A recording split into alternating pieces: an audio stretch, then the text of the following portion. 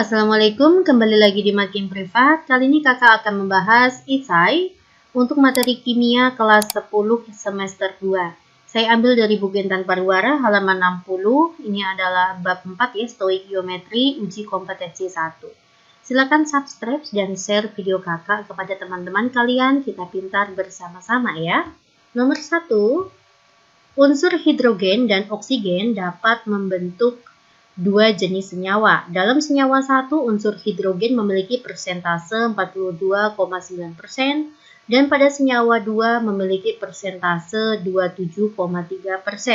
Buktikan kedua senyawa tersebut mengikuti hukum perbandingan berganda. Apakah mengikuti hukum Dalton begitu ya? Jadi ada unsur hidrogen dan oksigen, dia membentuk dua senyawa. Oke. Saya buat tabelnya dulu ya. Membentuk senyawa 1 dan senyawa 2. Pada senyawa 1 itu 42,9%. Pada senyawa 2 hidrogennya tuh 27,3%. Nah, untuk persentase kan totalnya 100 ya. Berarti pada senyawa 1 oksigennya itu berapa? Oksigennya tinggal 100 dikurangi 42,9, 57,1%. Berarti pada senyawa 2 oksigennya berapa persen? Oksigennya itu adalah 72,7%. Nah, setelah itu kita sederhanakan ya perbandingan H dan O. Nah, untuk pada senyawa 1 saya masing-masing dibagi 42,9, maka 1 banding 1,33 ya. Pada senyawa 2 ya, maka masing-masing saya bagi dengan 27,3, 1 banding 2,66. Oke, saya sederhanakan kembali H dan O, maka ini saya bulatkan ya 1 banding 1, ini 1 banding 2 ya. 2,66 dibagi 1,33 itu juga 2 ya.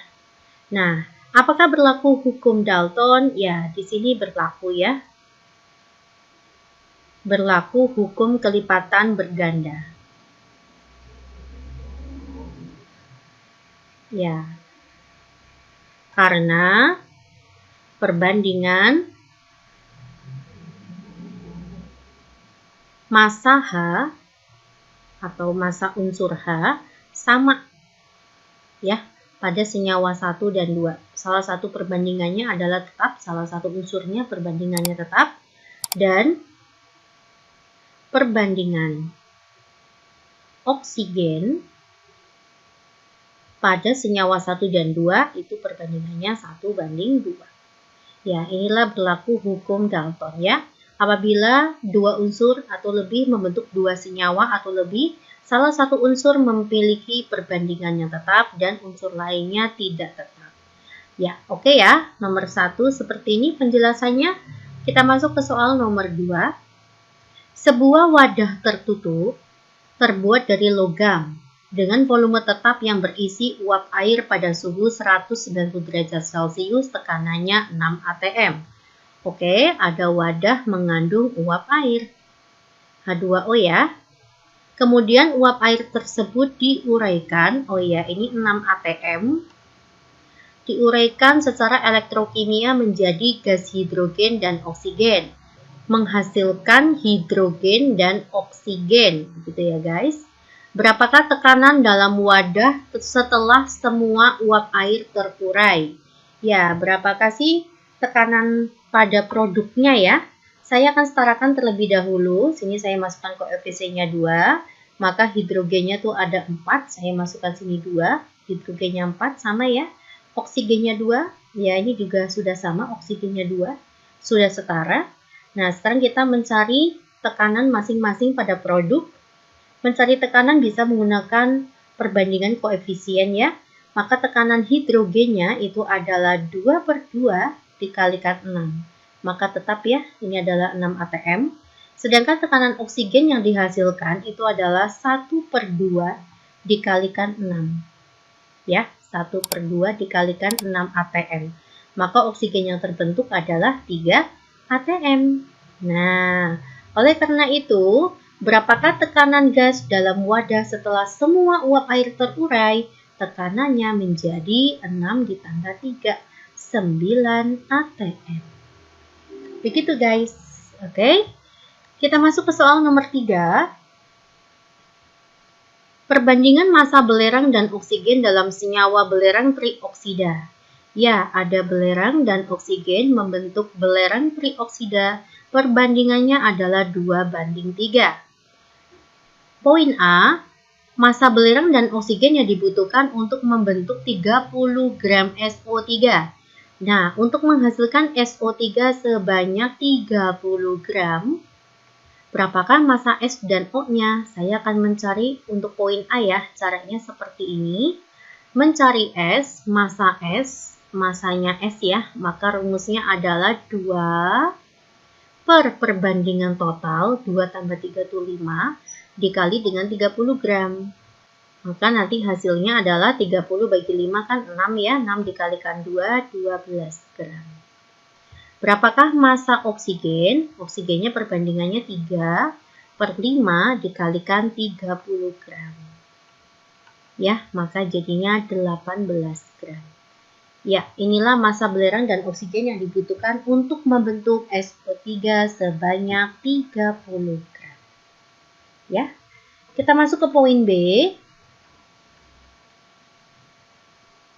Massa belerang trioksida yang dapat dihasilkan dari 6 gram belerang. Oke, berapakah massa SO3 kalau diketahui 6 gram belerang dengan oksigen berlebih? Maka rumusnya adalah perbandingan total, yaitu 2 ditambah 3 itu 5, per perbandingan belerang, di sini ada 2, ya, belerang itu 2, dikalikan dengan massa belerang, 6 gram. 6 dibagi 2 itu 3 ya, maka 15 gram. Inilah massa SO3 yang terbentuk apabila terdapat 6 gram belerang dan oksigen berlebih. Sekarang dibalik, berapakah massa belerang trioksida apabila diketahui 6 gram oksigen dan belerang berlebih? Sama saja, perbandingan totalnya yaitu 5 dibagi dengan perbandingan oksigen di dalam SO3 yaitu 3 dikali dengan massanya oksigen. Ya. Maka 6 dibagi 3 itu 2, jawabannya 10 gram. Gitu guys.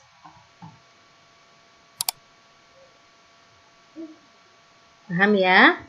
Kita lanjut ke soal nomor 4. Berikut ini salah satu reaksi yang terjadi dalam pembuatan asam sulfat di industri kimia. Kemudian seluruh produk reaksi tersebut direaksikan lagi dengan oksigen. Oh ya.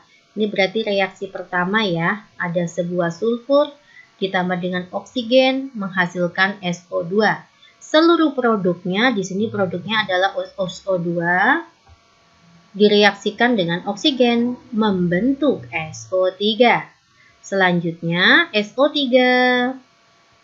ya, direaksikan dengan air akan menghasilkan H2SO4. Ya. Jika SO3 yang diinginkan adalah 10 liter, SO3-nya mintanya 10 liter. Pertanyaannya, berapakah volume seluruh oksigen yang diperlukan? Ditanya jumlah volume oksigen yang dibutuhkan. Oke, kita setarakan terlebih dahulu ya. Kita setarakan, di sini koefisiennya 2 ya. Maka Mbak masukkan sini 2. Oksigennya di ruas kanan itu ada 6, di ruas kiri juga sudah ada 6. Untuk kita lihat pada reaksi yang pertama, S-nya 1, S-nya 1, O-nya 2, O-nya 2. Sudah setara ya, Dek? Nah, kita akan mencari volumenya oksigen, boleh menggunakan perbandingan koefisien. Maka nanti volume oksigen adalah 1 per 2 dikalikan 10, yaitu 5 ya, 5 liter. Kita akan mencari volumenya SO2 ya, 2 per 2 kali 10. Ya, makanya SO2-nya 10 liter. Kita masukkan di sini SO2-nya 10 liter. Berapakah volume oksigennya? 1 per 1 dikali 10. 10 liter juga. Ya, jadi volume oksigen total yang dibutuhkan adalah 10 liter ditambah dengan 5 liter. Jawabannya 15 liter. Begitu ya guys. Ya, saya lanjutkan ke soal nomor 5. Pembakaran sempurna gas amoniak berlangsung sesuai dengan persamaan reaksi berikut. Saya buat dulu di sini ya. Ada NH3 ditambah dengan O2 menghasilkan NO2 dan H2O. Saya setarakan terlebih dahulu. Di sini koefisiennya 4, saya letakkan sini 4. N-nya ada 4 ya, sudah setara N-nya 4. H-nya itu ada 12 ya, maka sini saya kasih 6. 6 dikalikan 2 kan 12. Oksigennya ruas kanan berapa Mbak? 4 kalikan 2, 8. 8 ditambah 6 itu adalah 14. Maka ruas kiri juga wajib 14. Saya masukkan 7. 7 kalikan 2 kan 14. Ya, sudah setara ya. NHO-nya sudah setara semua. Saya hapus dulu. Oke. Selanjutnya apa yang ditanya? Jika kadar oksigen di udara, apabila persentase O2 di udara itu adalah 20%, tentukan volume udara yang diperlukan untuk membakar 6 liter amoniak. Ini amoniak ya, amoniaknya sebanyak 6 liter.